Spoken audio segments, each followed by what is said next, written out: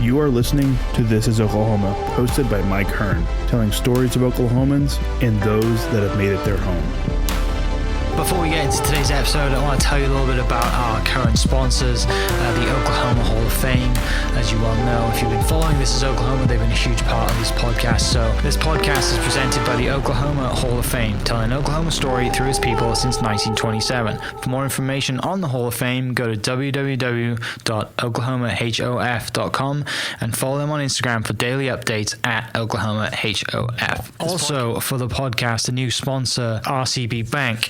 Since 1936, RCB Bank has offered progressive products and a friendly service. Come in today to find out more about their loan promotion on new, used, refinance cars, boats, campers, and ATVs. Visit RCB Bank to learn more. RCB Bank, that's my bank. With approved credit, restrictions apply. Now, let's get into today's episode. What's up, guys? Welcome back to another episode of This is Oklahoma. Mike Hearn here, your host, back with another episode down at the Bedford studio today to talk about barbecue and barbecue sauce in specific. C.R. Head is with me today from Head Country Barbecue.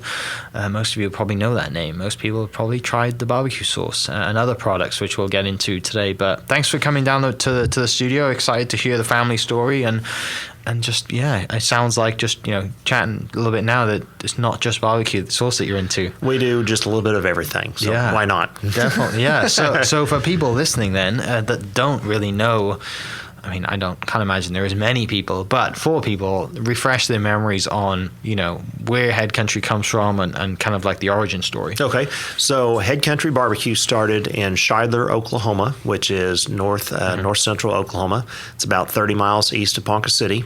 My dad had an oil field construction company back in the mid to late 70s. He worked out in the oil field, and he bought the recipe for Head Country from his uncle as something just to kind of keep my mom busy while he worked out in the oil field. Yeah.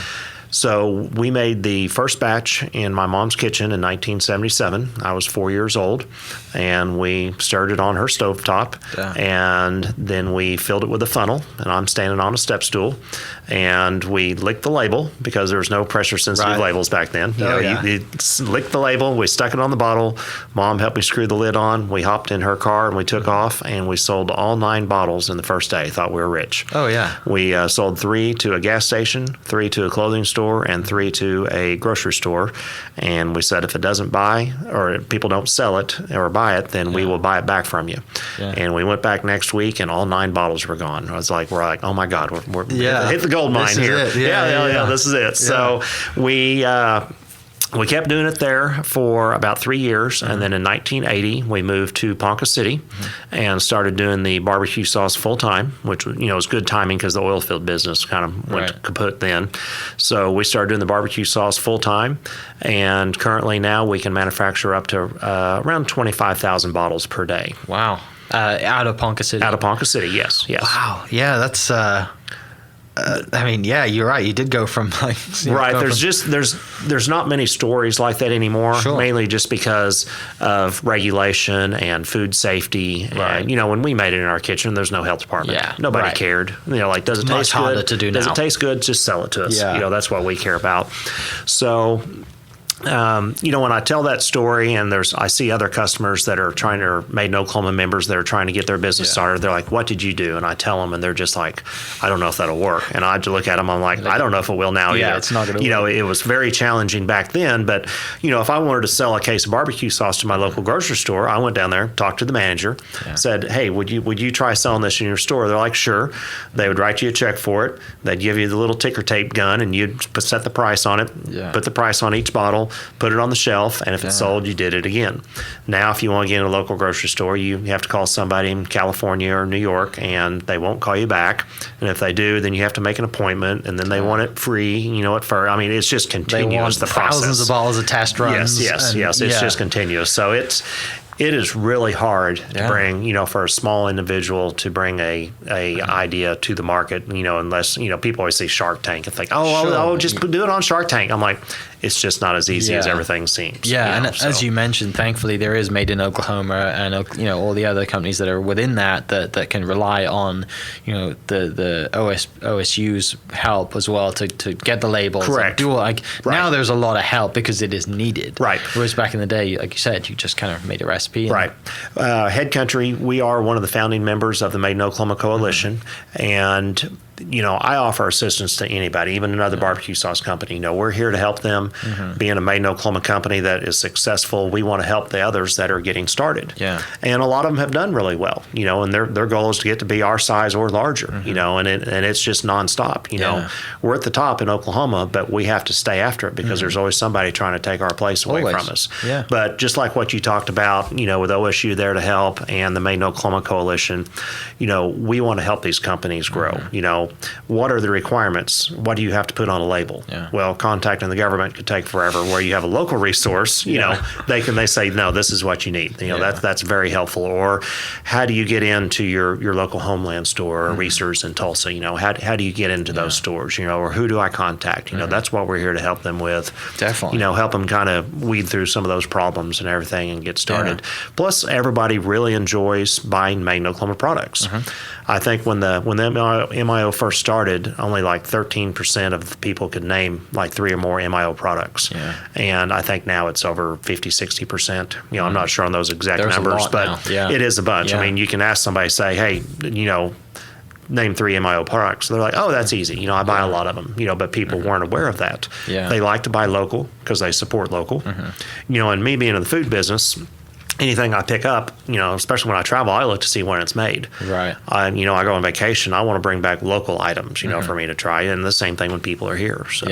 Yeah. And to that point with my, MIO and being one of the founding partners, like it's, these little companies that are starting out, it's much harder to get in. And like I said, it's mostly a side gig or just a mum's recipe, a grandmother's recipe that, how do we make this, at a huge scale? How do we get a co-packer? And how do we pay for marketing and expenses and, like traveling to shows and stuff like that? It's a huge expense to get off the ground. It's a lot of money. Yeah. And you're not guaranteed anything either. Right. And I see some of them fail, and I hate that, but I mean, that's the way it is, and, we try everything we can to help them and guide them in the right direction. But, there's, like you talked about the trade shows. I mean, you got to get your product out there. Back when we started, we went to every state fair, Oklahoma State Fair, Tulsa Fair. We did Texas Fair for 9 years. Yeah. We did home and garden shows. We did boat shows, hunting shows, anything that we thought where people would like to come by, would warm up little cocktail hot dogs and barbecue sauce, hand them out with a coupon, recipe card, just trying to get people to go buy it. I mean, we did that my whole life. I probably handed out millions of little cocktail weenies. Right. Yeah. Meeting people on the road and developing, life skills to just, talk to anybody. And, there's nothing better, right, to develop like sales and life skills by going out and standing at a state fair and seeing hundreds or thousands of people every day. And meeting our customers, and I mean, we quit the state fairs a couple of years ago, we're getting larger and it's hard. We can't do that everywhere. We're in, 5 to 7 states now. I can't go to every state fair. Right. I can't go to every home and garden show. We're to kind of change our marketing strategies as we've gotten larger also. Yeah. It's always something new to learn, something new to figure out, and especially with the economy and the landscape changing, you have to change with it also. So. Yeah. I mean, you've been in business so long that like you have to go to, talk about marketing and so now social media is a thing and developing that and having a social media presence and, putting out content, which is not easy. It's got to be planned. And, it sounds easy, like, we'll just film ourselves tasting barbecue and stuff, but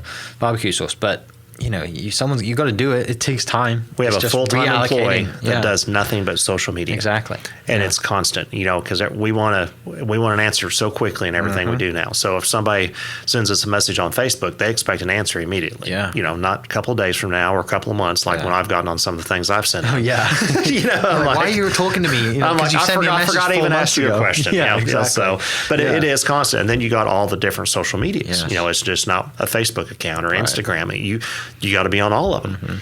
And just because somebody clicks, I like it, does that mean they're going to go buy it? Yeah. Well, anybody can click I like. Yeah. We need them to physically go pick up the bottle and bring it home. Find a store location, order online. That's the thing. Yeah. I mean, it is quite challenging. So it's one of those, you got to have it, does it work? yes, no. You know, it's hard for everybody. You know, just trying to figure out the right ratio of what to do and everything. Definitely. You know, we still do some trade shows, mostly more towards like restaurant shows. You know, trying to make sure restaurants are aware that hey, we're a local item.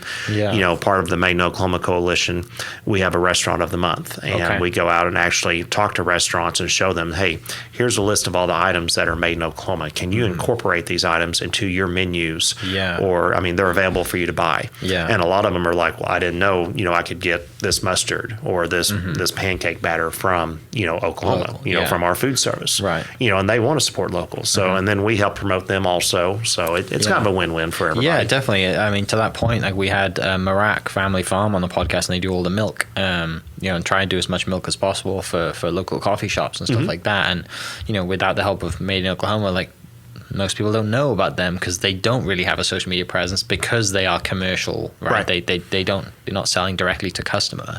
They're selling to grocery stores, coffee shops, and, you know, selling milk at a big scale. So, you know, that you're right to that point. Like you've got to find the right avenue and get it that way. But going back to your business and you growing up literally around it as it's growing, when did you get to a point in your childhood growing up that you realized that this isn't just, you know, selling bottles to family, like this is a legit business now, and I might be in this for a long time? Probably around the late 80s. Yeah. You know, I was in around junior high at the time, and that's when we really started producing.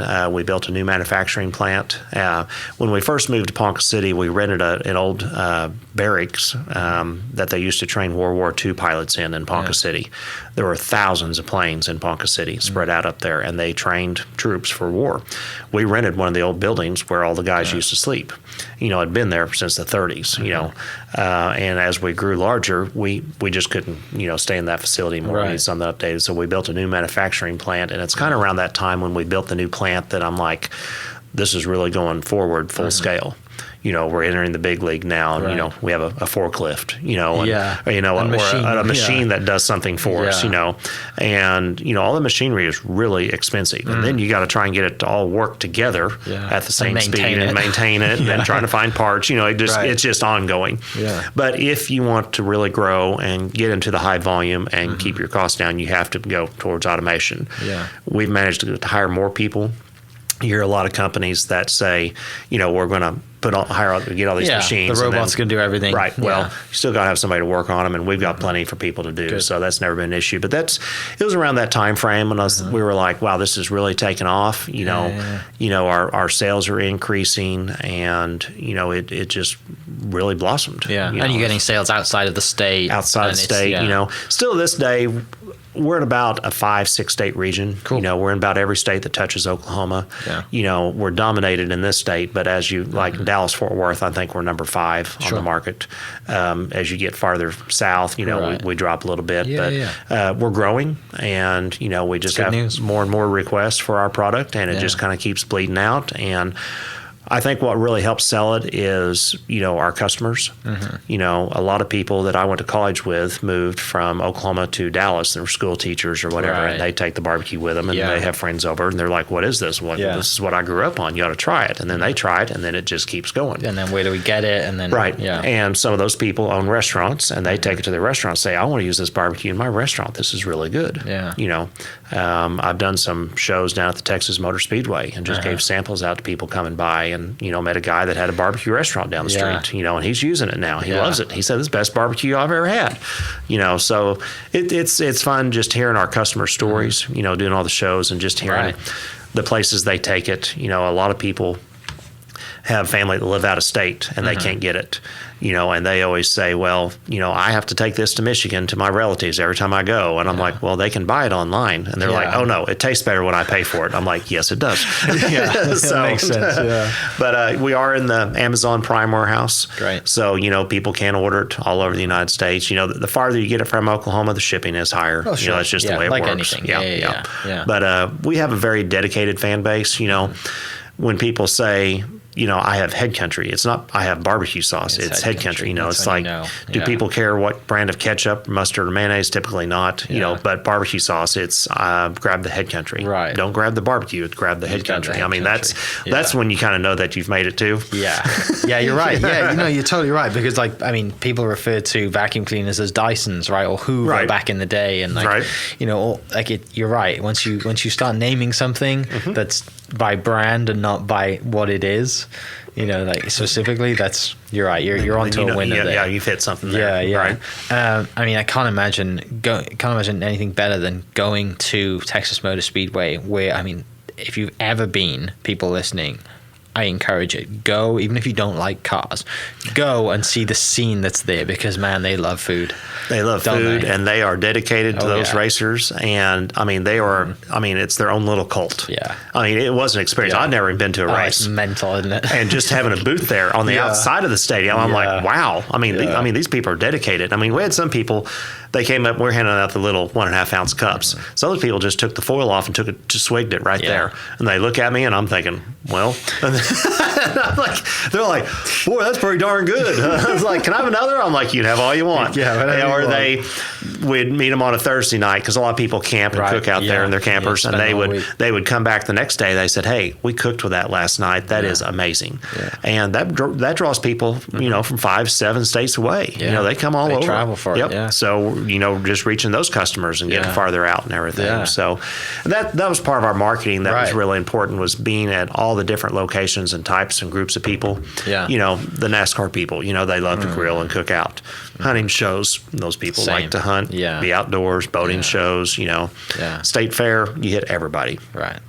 Everybody you can think of. Yeah, so. They're people who pride themselves on their grilling, right? On their, the smoking their meats, and it is their passion. It is, yes. And nobody can talk them out of it, and they swear by it that they are the best, and to the point where some of them might not even want to tell their friends what they're using on their stuff, right? Even though they're using head country, they won't say, because it'll give their friends a leg up on there. A lot of barbecue cook-offs you go to, a lot of the teams use, the professional circuit, they use our products, but they will add something to it to make it their own, which is fine. We don't care. But, years ago, we'd go to cook-off and win all of them. Now it's harder because everybody's using our stuff. Yeah. And they hide it. They don't want people knowing. Exactly. No doubt. So you mentioned college then. When you're growing up, right, you get to high school, you realize that this is a business that, the family's business is taking off. It's getting a bigger scale. I think I want to be involved in it. Do you go to college specifically to learn about business in the mind that you're going to go into the family business? Yes, I was probably about 90% sure that I wanted to do that. I graduated with a degree in business management. Okay. And because wasn't quite sure what specifically I wanted to look at. Back then, food safety wasn't as high priority as it is now. If I had to go over and do it again, I would probably do business management with a minor in food safety or some type of food science to understand it, because it's as you scale up, the equations of everything change. Sure. And as we know now, food safety is extremely important. Allergens, glutens, all that stuff is extremely important. Yeah. So that's probably what I would change if I had to go back on something like that. But I always figured I'd come back and work for the family business. The plan was for me to go work for somebody else and gain some other experience. And I was going to go work for an insurance company and sell securities. And then I found out I was going to have to wear a tie. Well, that didn't go over too well with me. So I told Dad, said, so what are you going to do? I was like, well, I passed all my tests. I guess I'm going to go sell insurance. Yeah. And he's like, well, you don't sound too excited. I was like, well, Dad, I got to wear a tie. Yeah, I got to dress. He's like, well, I said, just forget that. Why don't you come back and sell barbecue sauce? I'm like, okay. So, done. Done. Yeah. It's much easier if he suggested it rather than you saying, you kind of like, exactly. I'm coming back. Right. My tail to my legs. Can I come wait for you? So, but so it all worked out. Right. Like I said, that's the few things that I would change in that. But, that's been 20, 30 years. Where'd you go to school? I graduated from Edmond. Okay. Yep. UCO. Nice. Yeah. I had a UCO grad on recently, actually. Who was it? Oh, it was a real estate guy. And then they, I don't get many guests on from UCO, actually. It's strange. Mostly they're like, you and OSU, right? But, UCO is kind of overlooked, sadly, but it is, the third biggest university in the state, right? It is. So, and done some great things. As well, a recent guest was also a historian who's written a book about Oklahoma history, which is came out a few weeks ago. Awesome podcast. Anyway, so you come back and then you put your sales, everything you learned, and hit the road and knocking on doors. Our biggest expansion that we focused on when I came back was for the Texas market. Okay. We have, I think there's 3.5-4 million people that live in Dallas-Fort Worth. Yeah. That's how many we have in the state of Oklahoma. Yeah. And they're in one area that's 3 hours from my doorstep. They love to eat. They love to eat, and a lot of people in that concentrated area. So if we could just gain just that whole market, that's what we're thinking. Wow, I don't know if we can make that much barbecue sauce. So I loaded up the cargo trailers, and we would take off, and there'd be times I'd be gone 6-7 weeks at a time. I'd hit a show every single weekend, all throughout the Dallas-Fort Worth, San Antonio, Austin, Corpus Christi.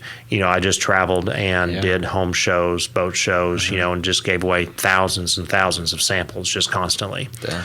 And that has worked for us. Now as we've gotten bigger, that's harder to do. We're having to, change a little bit more towards social media and different avenues and everything. But that's what I did at that time. Yeah. We just handed out as many samples as we could traveling. Yeah, and at that time, like you said, the plant's growing. You're producing more, so you can, if you do get a big order, you're not like, oh, are we going to be able to do it? We're going to be able to fill this and on my time dad and our other of staff basically just helped run the sauce plant, Yeah. and I was responsible for most of our sales and promotions and stuff like that. So during all this stuff, then when do you start like developing new products? I mean, obviously we have like the seasoning in front of us as well, right? And forever stuff like we that. had just the original barbecue sauce. Yeah. And I think it was around the mid-late 80s we came out with the original, the hickory and the hot. Okay. The hickory smoke has a third less sugar, has black pepper, onion powder, garlic powder, has more liquid smoke. And then the hot has the more red pepper and black pepper added to it. Still all our base recipe. Right. And then later on we came out with a seasoning spice, and then later on a marinade. We did a salsa for a while, but that it sold well, but we couldn't make it with our filling equipment, so we had to pay someone else to do it, and it was just more complicated. Yeah. So to this date, we have I think about 7 or 8 different flavors of barbecue sauce. The newest being a sugar-free barbecue sauce. Back in the 80s, 90s, no one really thought sugar-free. It wasn't that big of a deal. Yeah, now, you're right. As there's more people that are diabetics or keto or, for health reasons, sugar-free has became a lot more of a dominant player in the market. So we have a sugar-free barbecue sauce, an apple habanero, chipotle, just different flavors, just kind of as trends change. Yeah. We might be looking at doing like some more fruit-flavored ones, like maybe a cherry chipotle or something like that. You just kind of, the trends change over the years as to what people are interested in trying or eating, and you kind of have to go along with it. Yeah. Some of them make it, some of them don't. It just kind of varies. Well, and you have that core customer base, right? That's like, hey, we're always going to buy Head Country. What else do you have? Right. It's like, what else can we try? Even if it doesn't go on the meat, can we put something on chips or anything? They don't have to taste it to buy it either now, exactly. Because it says Head Country on it. Yeah. I told a local club manager, they had our barbecue sauce and they had our seasoning in the other part of the club. And I said, you need to take our seasoning and put it in between the barbecue sauce out there in that aisle, and you're going to sell a lot more of it. And he kind of laughed at me, and he did it. Yeah. Came back the next week. He's like, CR, I've been selling that seasoning like crazy. People just grabbing it with the barbecue sauce. I'm like, because they didn't know that we had it, and they see it, and they're like, I'll buy it. Yeah. Because it has the Head Country name on it. Yeah, brand recognition. And all of our products blend well together. The seasoning accompanies the barbecue sauce. The marinade accompanies the seasoning. They all work well together. Right. Which is perfect for sales and it everything. Is, and it makes it's natural to put all this together rather than you saying, hey, this one doesn't go with anything, but it's great. So you should try. It's a lot different and a lot harder to sell it, I guess. But like you said, once it all goes together, a lot easier. Why buy anything else? And it's all on the shelf next to each other too. That helps you and go that way. So it's the whole, I didn't realize until I've been out here almost 10 years now, I didn't realize how big barbecue was out here. Right. And people grow up, right? It's food, and I've said this many times, food brings back memories. So you have someone who's grown up going to their grand's house on the weekend, or the granddad's or uncles or whatever. Everyone in the family's got someone who grills. and you always remember having, ribs or steak or whatever it is. You remember that taste, don't you, as a kid? And you're like, where did that come from? Right. And now it's like, oh, it's head country. Now I want that. And they, some people keep that generations. There's so many families that have generational recipes and keep that going. And now, like I said, you got restaurants that are doing it, and I'm sure it's fun to be on that side of it. And it is, and just hearing about how people started using it, they're like, Right. I was like, because I want to know from a marketing standpoint and a business owner, how did you try my product? Because I want to know what's working and what didn't. Yeah. And I'll ask them, how did you try it? It's like, well, my parents used it, and that's all I've ever eaten whenever I grew up. So that's what I use, and that's what my kids eat now. Yeah. It's just been a generational thing. Or a friend told me about it, or I tried it at a state fair, or very rarely do I hear people say, I just picked it up off the shelf. Right. It's referred to it or something. And just like, when you're talking to friends, like, hey, have you tried this new beer or this new salsa? Hey, you got to try this. Yeah. Well, that's how an things easier keep going. sell, isn't it? It's if your friend tells you they like it, then you're a lot more likely to go pick it up instead of just cold calling it. Like you say, you're getting to a point now where brand recognition is there, and it's at a level where people are picking your other products without even trying them because they see the brand, they know the brand. Mm-hmm. And you mentioned you're in kind of like got every state that touches Oklahoma. During all this stuff as well, you're branching out into other products as well as branching out on different areas. What going forward now? Where do you want to take it? What's like the plan to go? You're selling nationwide, but you ideally want to be in bigger stores, right? And have the big store. What's kind of your view on the future? I think two things that would be good for us is to gain more food service accounts. Okay. They seem to be a little bit more less maintenance than on the retail side, just because there's just one warehouse to ship to, and they do all the selling kind of stuff like that. And to dominate more in the Texas market. Okay.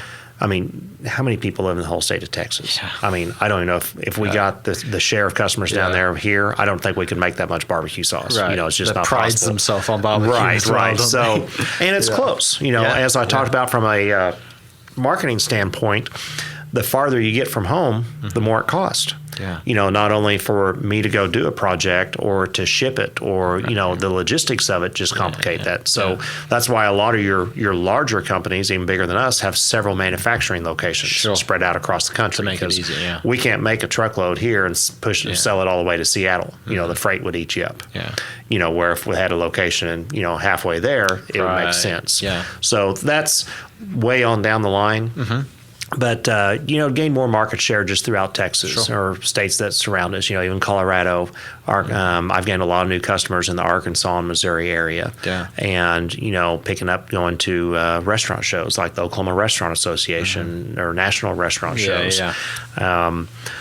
A lot of people, a trend that I'm kind of seeing in the food business is private labeling.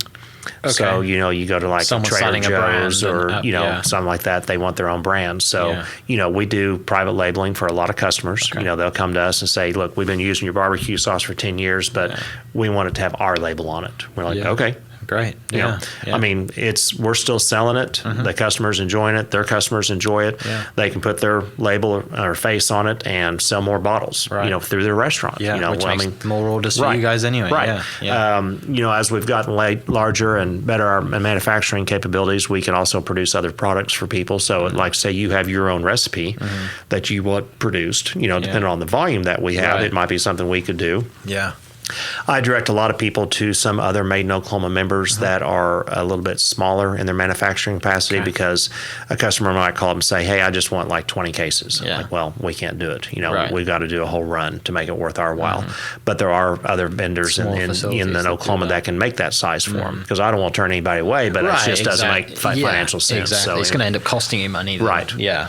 So, the retail side is really important. The food service we really like.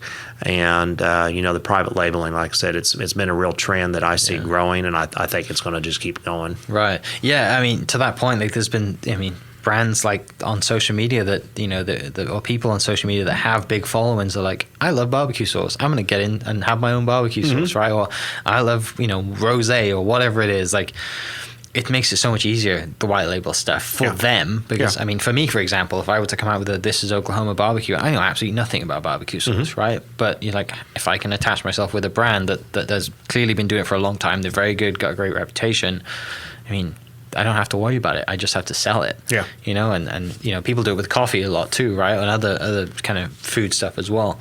And moving away from that, what is your like I mean, you've been tasting this stuff your entire life. Do you ever get bored of it? Well, when all my friends say, let's go out and eat, and I'm thinking, oh, I hope they don't say barbecue. Right. You know? And I do like to go out and just try some other barbecue restaurants, but not very often. Because I do a lot of catering, and I'm around barbecue all the time, and I still enjoy it. But it's the smoked meats. It kind of gets overpowering when you just do it all the time, and when you smell like it constantly. It's just like, well, I think some tacos or Italian sounds really good. Pizza sounds great. I mean, and you know what? I have my own catering company, and I specialize in large on-site corporate caterings, and it always throws the customers off when they show up and the catering crew sitting there eating a pizza. And they're like, "You don't eat your own food? Or is it okay?" I'm like, "It's fine. It's just great. We've been smelling it all day. This is our fourth catering this week. We're kind of burned out on barbecue." You know? No, I worked at Pizza Hut growing up, and first job was washing dishes at Pizza Hut, and I mean, I can't look at Pizza Hut anymore the same way. It's not the same. Yeah, you just grow, you just eat. Like I said, it's free food at that point when you're a kid, and you eat it as long as you can. And now I'm like, and you're right, the smell, it consumes you, doesn't it? Right. Barbecue smell. And right. Yeah, I imagine that you're right. I love it. I love making it. I love seeing the smile on people's faces when they buy it.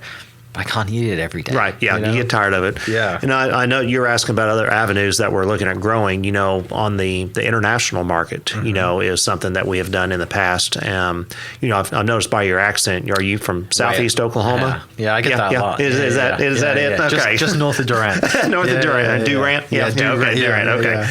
But, we've been to some international markets in Europe in these big international trade shows. It's hard to break in, because you're dealing with, the cost. It's a very specialty market. But we've scored a few accounts. We sold barbecue sauce to a customer in Stockholm, Sweden for years. Yeah. And I actually went over there and met him and saw his operation. And he would smoke the meats, and he built his own smokehouse. He'd smoke them, he'd freeze them, and then they sold them to restaurants and grocery stores to warm back up and serve to customers. Sure. Yeah. Because smoking meats was relatively new to them, 10, 15, 20 years. And it's not, nobody had a grill in their backyard. Yeah, no one back in Europe has a grill on their trailer that they pull up to watch football games. Right. It's a little bit different. So it was interesting, just seeing that they're just learning about barbecue and the different styles and how they did it and everything was really interesting. We've shipped some to Australia, some to Alaska for a big seal barbecue. It's nothing that's consistent, but we're always looking for new avenues. It's nice to know that you have that reach. Yes. Yes. When you're growing up, right, and you get going back to that first day of going with 9 balls, and now you're like, we've been across the world. Yeah, it's mad, isn't it? Well, and I take it with me everywhere I travel. Yeah, and it's funny when you go to the airport, and I have my Head Country shirt on, and then I give them my driver's license, and they look at me and they look at my shirt, and they're like, So I'm like, yes, I make it. And they're not just like a walking ad. Right. I am part of the business. Right. Yeah. But they're like, because they rotate, all the TSA agents rotate. They don't just sit at the desk the whole time or scan. They go downstairs and scan suitcases, and they'll say, because the thickness of our barbecue sauce always sets off the bomb detecting equipment. Okay. Because they have to open it up. So you know those guys personally by name. Right. But they know when the alarm goes off and they see the image in a suitcase, they always know it's Head Country because they can tell by the shape of the bottle because so many people take it with them. Yeah. I'm like, well, me too. I mean, everywhere I travel, my friends, especially, farther away, my friends are like, hey, bring some barbecue sauce with you. And I've wrote notes in my suitcase and said, told the TSA, I said, I know you're going to search my suitcase. Here's a note saying you're welcome to take a bottle. And when I got to Hawaii, my friends like, well, they're not going to reply back to you on that note you wrote. And I opened up my suitcase and they said, dear Mr. Head, thank you for your note. Even with your permission, we're not allowed to take a bottle. By the way, I already have one in my refrigerator. Already fully stocked. I said, I mean, they have a hard job. Let's give them something to laugh at here. So, but that's the traveling and just hearing customers all over. I mean, I'll be at a gas station with my barbecue pit, and people come up. They're like, do you work for Head Country? I said, I do. And I'll give them a bottle, and they just think it's so neat. And I'm thinking, how fun of a job do I have that I get to go sell barbecue sauce and meet our customers and tell them thank you for supporting us and being an Oklahoma company, or doing a charity catering, giving back to the community and helping out, to people that have helped made us successful. And that's really important as I think companies get larger, to give back to the community they're from. Because it's the local people that bought your product that helped you get to where you're at now. You never forget where you came from, right? You never get too big for physically or mentally get too big for you never want to be that person that's like, oh, he's got too big for us now. He's on and he's moved away. Or whatever. And it's harder as you get older. I'm sure bigger, you don't have as much time to do everything as you used to, because I can't just take off and go do a little catering for 20 people for my friends like I used to, because I'm busy doing bigger promotional stuff. I still do sometimes, but it's kind of changes. Just as your business grows, you have to change with it. But it's nice to know that it's already in the mindset that we are going to give back, we are going to do charity stuff, because it's what we've always done, and to say thank you to everybody that got us started, and people really, that goes a long way, doesn't it? Because word of mouth spreads, and even if people, like I said, have never tried your product, they're going to hear from a friend that, I was at a charity dinner or catering, and, some of the people at the catering might not even know that you donated it. Right. But you're there and a part of it, and you're right, it goes a long way. And, people the reason I love living here, and I'd probably be here for the rest of my life, is just the amount of state pride. And how really just people love the local products and how much they get behind it. I mean, I'm sure it is the same in other states. It might not be, but I've never seen that. Like, definitely don't get that back home. Right. And, it's Southeast Oklahoma, right? Southeast Oklahoma. Yeah. They don't like stuff down there. They're too busy hunting Sasquatches or whatever they do down there. But, hey, it's legal now in Oklahoma. It is legal. I know. Just make sure you go buy your license. My application is in right now. I still got to get my gun permit, which I can't do that yet because I don't have I'm not a citizen yet. I'm on the temporary list. I've got to be careful what I do and don't do, or say that I do and don't do. It'll kick me out of the country. Well, mate, thanks for coming down. Yep, I really appreciate it coming in. I'm excited to put some. Put some barbecue sauce on. I left those. I'm leaving those two there for you. Thank you. Something for you to try. That's the hickory and our championship seasoning. The seasoning's really good on ribs, brisket, chicken, hamburgers, French fries. It's an all-purpose seasoning. Yeah. So last question then. What do you like when you are going to use your product? What do you put it on? Like, what is your favorite thing to smoke? I really like doing boneless, skinless chicken thighs. Okay. And I'll put our marinade on them for about 45 minutes, and then I'll sprinkle some seasoning on it, and I'll smoke them on my Traeger for about 45 minutes and put a little barbecue sauce on right towards the end to kind of thicken it. Yeah. And it's just, I do those at my caterings, and people are like, what type of chicken is that? I said, it's a boneless, skinless thigh. Like, well, we don't have those at my grocery store. I'm like, actually, you do. I said, they're everywhere. You just don't see them. I mean, just not the section you usually go to. Yeah, you just don't think about it. But that's my favorite piece of chicken to cook, especially at caterings, because some people don't like to eat meat off a bone, or if it's a nicer event. Just easier. Right, it is easier. Yep. And, pork chops, steaks, it's very versatile to use on everything, and that's what's nice about it. So I even have friends that take our seasoning and put it on popcorn or baked potatoes, instead of just regular table salt. Okay. Yeah. I mean, after popcorn, that sounds good actually. Because my wife puts like cheddar or whatever, some other terrible seasoning that I don't like, and she puts it on purpose because she knows I won't eat it popcorn. I understand. And she never listens to this podcast, so I get away with saying a lot of things. Where can everyone find website links and social media stuff? So headcountry.com is our website. In the Oklahoma area, I think we're in 99% of the grocery stores in the state of Oklahoma. You'll find us everywhere. As you bleed out like the Dallas-Fort Worth area, we're in all your Walmart stores, Brahms, Target, HEBs, just all your bigger chains carry us. Awesome. Great. For everyone listening, I'll put the links to that in the description as well as the social media stuff, and you can go check that out. But CR, thanks so much for coming in. Thank you for having me. Again, thanks to the bottle and the seasoning. I'm definitely going to put it to good use. It's not going to last long at all. Good. For everyone listening, we'll should have bought you some coupons for the next round. Oh, that's all right. I'm sure this is not the last time you're going to see me. So appreciate you coming down. And for everyone listening, we'll catch you next episode. Cheers. All right. Thank you. This podcast is presented by the Oklahoma Hall of Fame, telling an Oklahoma story through its people since 1927. For more information on the Hall of Fame, go to www.oklahomahof.com and follow them on Instagram for daily updates at oklahomahof.